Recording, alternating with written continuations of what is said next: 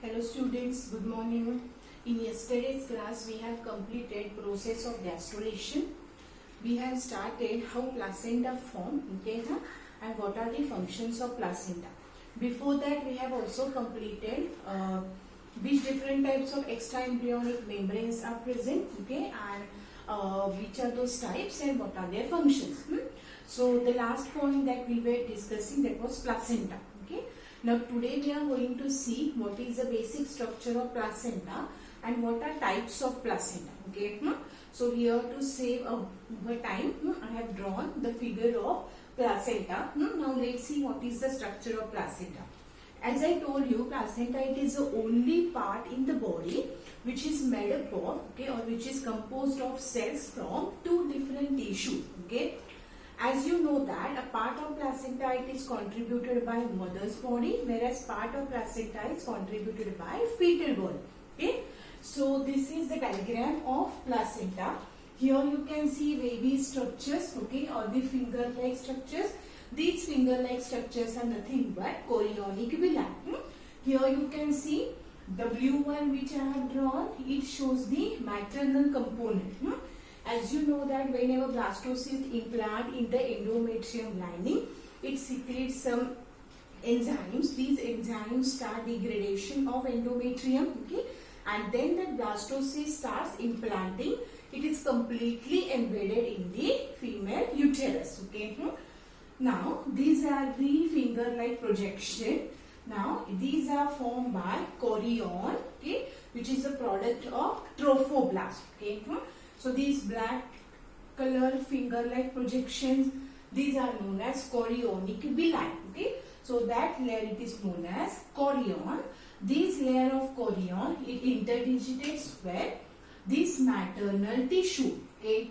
So fetal tissue as well as maternal tissue, they are fixed with each other, okay, and that form the base of placenta.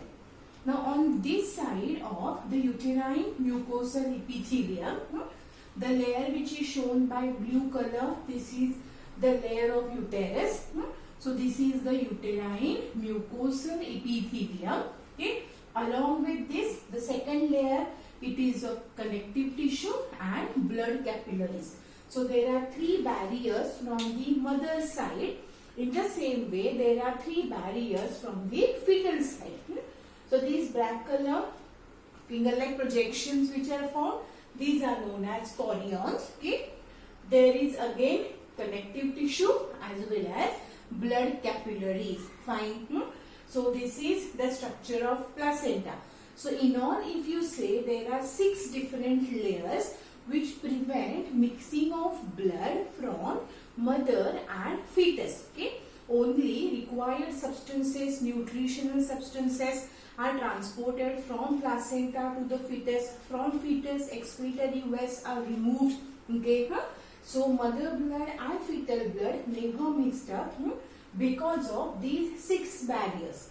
3 barriers from mother side and 3 barriers from fetal side, okay. So this is the structure of placenta.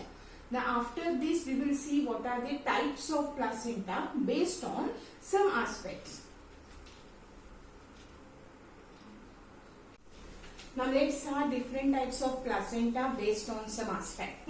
The first point that we are seeing, that is types of placenta based on the structure of it. On the basis of structure, placenta is classified in 5 types. The first one it is known as epitheliochorial. These names are little bit difficult. Rarely questions will come on this part. Only you have to remember with respect to human. So whenever we will study all these types, from that we will highlight which types they are applicable for human placenta. At least that much you have to remember. So these are the types based on structure of placenta. First one, epitheliochorial. In case of epitheliochorial, all 6 barriers are present. Means already we have learned 3 barriers from mother side, 3 barriers from fetal side. So in case of epitheliochorial, all 6 barriers are present. This type of placenta, it is present in horse, ass, The second one, it is known as syndesmochorial. In case of syndesmochorial, there are 5 barriers, means one barrier it is degenerated. So there are 5 layers or 5 barriers. Uterine epithelium breaks down. So this blue layer of uterine mucosal epithelium, it breaks down. So in this type of placenta, there are 5 layers. Examples of this, there are your cow, buffalo, sheep, goat, fine. So most of the ruminant animals.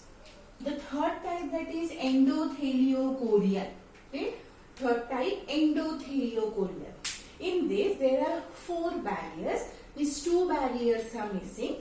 So uterine epithelium and connective tissue of mother, okay, they are lost or they are eroded. So that is known as endotheliochorial. Example, tiger, lion, cats, dogs. Okay, in these animals, placenta composed of only 4 layers. The next type, that is hemochorial. Okay, now this present in primates. So in human, apes, okay, monkeys. So human placenta, it is hemochorial. So this point you have to remember. Okay, hemochorial, where placenta has 3 barriers. Okay, so maternal part is completely eroded. Okay, so maternal plant is completely degenerated, means placenta is composed of only fetal part, right? Examples, humans, apes, lemurs. So you can see your primates. Next one, hemoendothelial. In case of hemoendothelial, only single barrier it is present. So all barriers except endothelium of fetal placenta. Remaining all barriers are disintegrating. Only one barrier is remaining. Such type it is known as hemoendothelial. Examples of this type of barrier, the rat, rabbit, fine. So these are the 5 types of placenta based on structure. Okay, whether placenta consists of all 6 types of layer, okay, or if some layers are missing, right? So these are the 6. In case of humans, you have to remember human placenta, it is hemochorial. Okay. The next criteria we are going to see, that is on the basis of nature of uterine wall after parturition. After parturition. Now what is mean by parturition? Parturition means birth of baby. This is known as parturition. So afterwards, there are 3 types of placenta. The first one, it is non-deciduous. Okay, in non-deciduous type of placenta, no part of uterine portion of placenta it is broken off. Okay, such type of placenta it is present in horse, ass. The second one, that is deciduous. This is present in humans. In most of the mammals, placenta it is deciduous. Decidua, it is detached. Now already we have seen what is mean by decidua. After implantation of blastocyst, the endometrium or the uterus where blastocyst it is implanted, that part acts as a that part of placenta, it acts as a decidua. Means it is a part which is now going to provide nutrition to the developing embryo. So after birth of a child, a part of decidua it is also detached and it is passed out at birth. So such type of placenta it is known as deciduous placenta. It is present in most of the mammals. And the third one, that is Contera deciduous. Okay.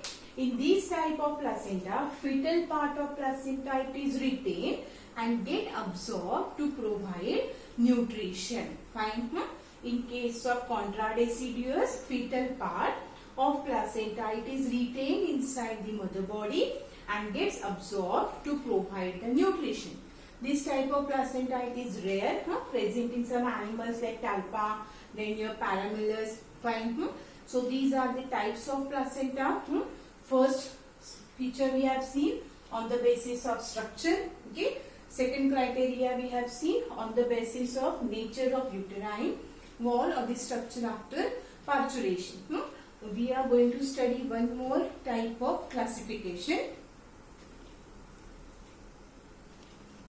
Okay. Now the next type of classification, it is based on the distribution of villi on the overall surface. Right. So on the basis of distribution of villi on surface, placenta, it is classified in 6 types. Right. Now let's see the first one. The first one, it is diffused placenta. Right. When these chorionic villi, they are uniformly distributed throughout the placenta, that type of placenta is known as diffuse placenta. Fine.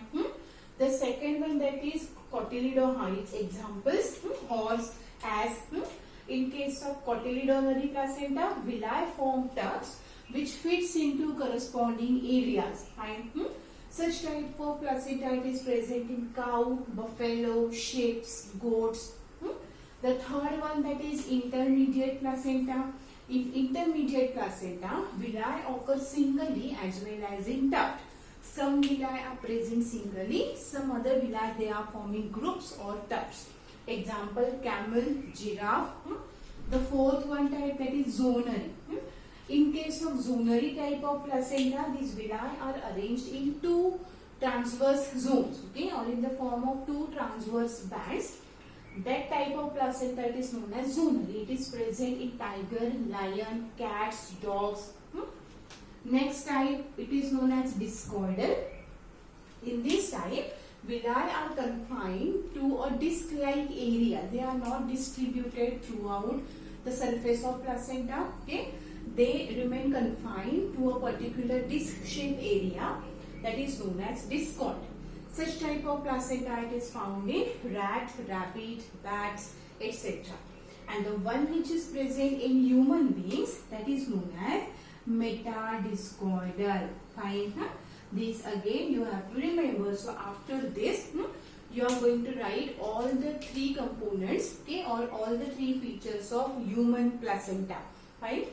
So in case of human being placenta, it is metadiscoidal. Now what do you mean by metadiscoidal? In case of human, initially when placenta is formed, then these chorionic villi, they are present throughout the surface of placenta. But afterwards, they get confined to a disc-like area fitting into the corresponding part of uterus. Means placenta, initially it is of diffuse type. Okay, but afterwards it is discoidal. Yes, at the beginning, okay, placenta, it is diffuse type, and later on it becomes discoidal. So such type of placenta, it is known as metadiscoidal. Okay, so in humans, placenta, it is metadiscoidal. Initially it is present throughout the surface. Later on it is confined to the particular disc-shaped area, okay, which is fitting into the corresponding depression in uterine wall. These are the types of placenta based on some features. Fine. Now here we have completed the part of placenta. Now after this we are going to study what is gestation, okay, which organs are formed during 3 trimesters of gestational period, and after that we will see the process of parturition.